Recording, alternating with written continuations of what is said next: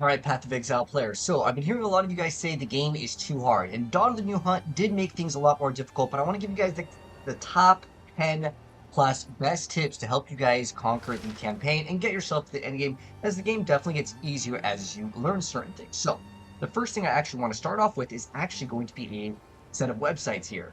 So, the first few things that I want to go ahead and introduce to you guys is specifically PoE2.ninja. This is going to kind of go side by side in some of the other suggestions, but my first suggestion in terms of a tip is if you are kind of confused on what you should run, what skills are doing the most DPS, what class maybe that you're playing to get maybe inspiration, you guys can click on the characters. Obviously, if you're playing, Stormweaver, or if you're playing, let's say, the Lich, you can check out the different builds that people are playing, and you can see what the top tier builds are running. Now, obviously, getting the exact pieces of gear is not going to be something that's going to be very easy. However, it will give you at least the idea that the top players playing this, okay, well, maybe I need to stack a lot of intelligence or energy shield in this department. It really helps out players understand, like, the things that you need specifically for your build to actually function. So yeah, it's a really great website. There's a lot of awesome tools here, but specifically it's going over like maybe what skills that they are playing, maybe their skill tree pathing. It shows you everything over here. It shows you what skills that they're using, which one's doing the big DPS. And then also one thing that's really helpful is checking out their tree. And then sometimes you can also check out what jewels they're running. Some builds are heavily reliant on jewels. It's actually one of the biggest sources of DPS in the game. Is getting a lot of these jewel sockets unlocked. And the reason why is because, well, you can get corrupted ones that go even further, but you can see everything over here. And if this is kind of hard to see, because I totally get it, there's this little thing that you can open, and what you can do then is zoom in, and it'll have like the little like pictures here. Because sometimes I know visually people like to see the little like icons and stuff, but for a lot of players, this could be all you need. So yeah, Ninja is the website, but specifically for PoE2, it's PoE2.ninja, and it breaks down so many different things. There's a lot more that goes into it, but it's specifically seeing what maybe that you want to path towards, whether it's your skill tree or itemization. PoE2.ninja is going to be helpful. And since this is going to be for specifically beginners and non-behind, this is a really good website as well. I've been using it, and I get asked all the time while I'm doing live streams. Slater, what's that website again? And it's PoE2axe.com. And this website is fantastic because it lets you actually see in what order should you complete your quest. And once you're done,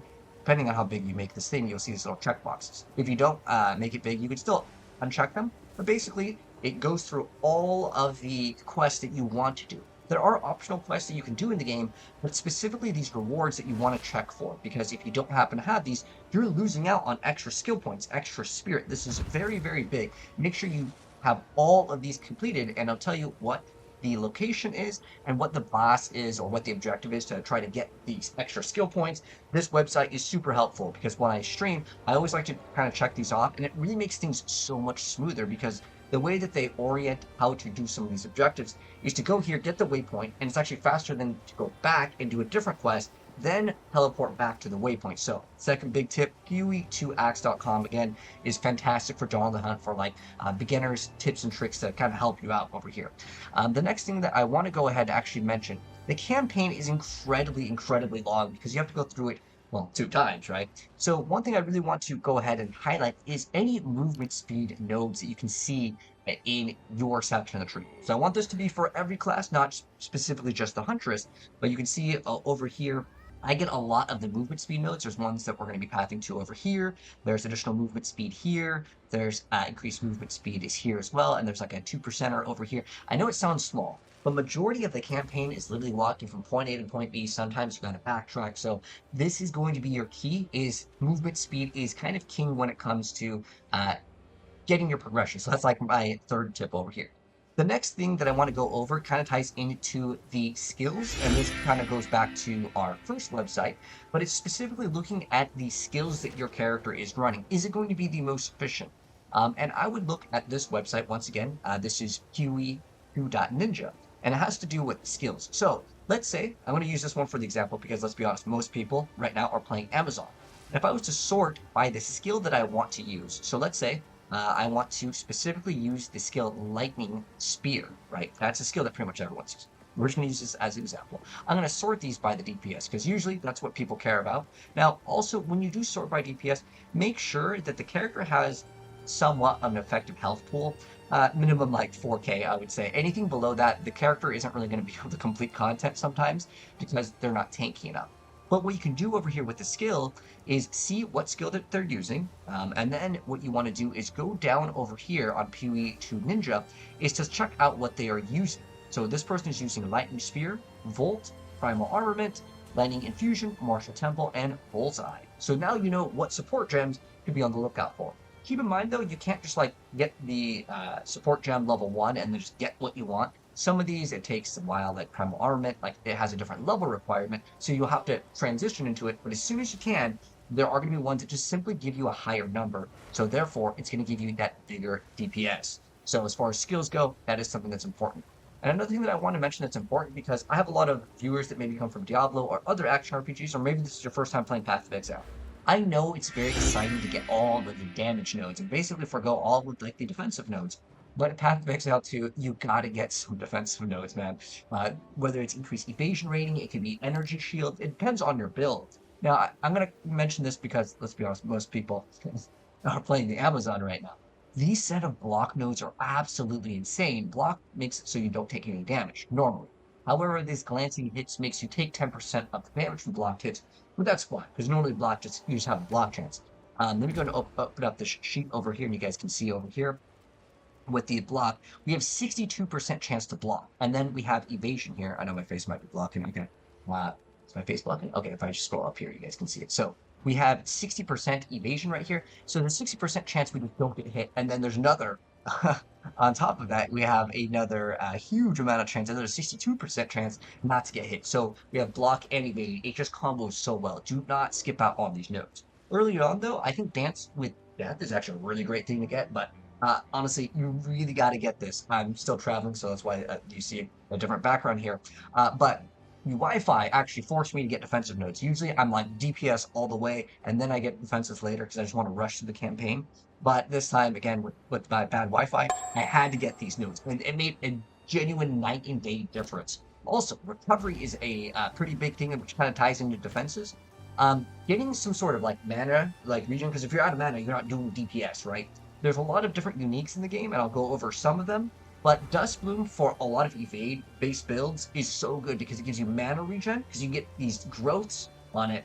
And we'll talk more about other uniques, but specifically in the defensive department, you need some way to recover HP and mana, because, again, your ZDPS, usually if you don't have the ability to spam your main skill, so getting that up is pretty good. But I want to go over the big DPS now. So what is a big ways to get your DPS up in this game? So my suggestion is to obviously use the trade website. The official trade website is pathofexile.com/trade2. Make sure you select the correct league. But this is what you want to do consistently while you're doing the campaign. Every, I would say, 10-15 levels, if you at least have one Exalted Orb. We're going to use the Spear as an example because, again, this is all about the Amazon for this league. But you could type in swords, you could type in daggers, whatever your class may use. I know daggers don't exist in PoE 2 yet, but I want this video to be relevant. So whatever you're using, it could be bow, whatever. So type in the weapon type. Make sure you also check like the levels. So let's say you're level 40. Make sure you type that in as the max, not the minimum. So that means that the maximum level could be that level. Now, as far as like the strength and other stuff goes, you may be able to get items that will give you those stats, which will then let you equip that said next upgrade for your piece in here. But specifically just going up the level, and then you want to put in, let's say, Exalted Orb equivalent, hit 1, or however much currency you have. I usually just suggest going 1, and then you just sort by DPS. Now, is this the best way to go by DPS? No, it's actually go to Path of Building and import your character and then mathematically calculate it via like the weights on very specific roles. But for the most part, for your average player, I'm going to make this easy and just say, this is pretty much your go-to. So for 1 Exalt, I can get a DPS of 215. Now, there's a few things that you have to consider. It doesn't consider crit in the section here, so keep that in mind. It won't consider crit damage nor crit strike chance, which is pretty big actually for the Amazon. But this will at least let you guys get that DPS, because I've had a few people ask me while I was playing, like, hey, dude, my Amazon isn't nearly as strong. What did you do? Honestly, the skill tree of pathing efficiency could be it, but it really comes down to just getting the DPS weapon, man. That's the biggest suggestion. Also, because you're going to be running Lightning Spear more than likely, or if you're playing a skill that uses a very specific element, you want to try to lean into that element, as you may be getting a bunch of passive nodes on your tree that have everything to do with specifically shock or ignite or freeze, and that is based off of the element. Or if you're doing physical, you'll have to factor that in too. So make sure if you guys want to get the big DPS, this is your biggest source of upgrade right here, is specifically this. And then I also want to tie into uniques over here. So there's a really great post over here via Max Roll that has everything to do with a bunch of good uniques. So I've mentioned some of these. I have some of these equipped. In fact, Gold Rib is excellent for leveling.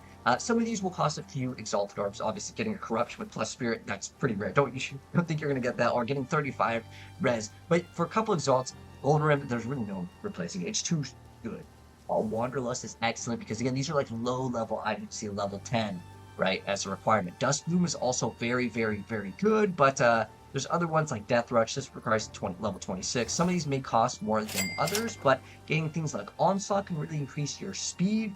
Fox Shade over here gives you another 10% increased movement speed when you're on full life, so that's going to be something to consider as well. But there's another one that wasn't in this post that I wanted to go ahead and go over, and that is specifically Oaksworn. It has like no requirements. It has like a crazy amount of block chance, and it's literally like one Regal Orb, or that's what I paid for, and it's got 40% block chance on it. And this one actually rolled perfect on Chaos Res, which I guess you can use later down the line, but we will probably replace it. But it's really hard to get an item that has 40% block chance, and that increased life regen was actually quite helpful through the campaign when I was running Dust Bloom. But keep in mind, you can combo certain uniques to work well with each other. But yeah, just some uniques to kind of think about while you are leveling. Those are some for all the classes. And then also, I wanted to mention the pet. The pet is absolutely amazing, the companion thing.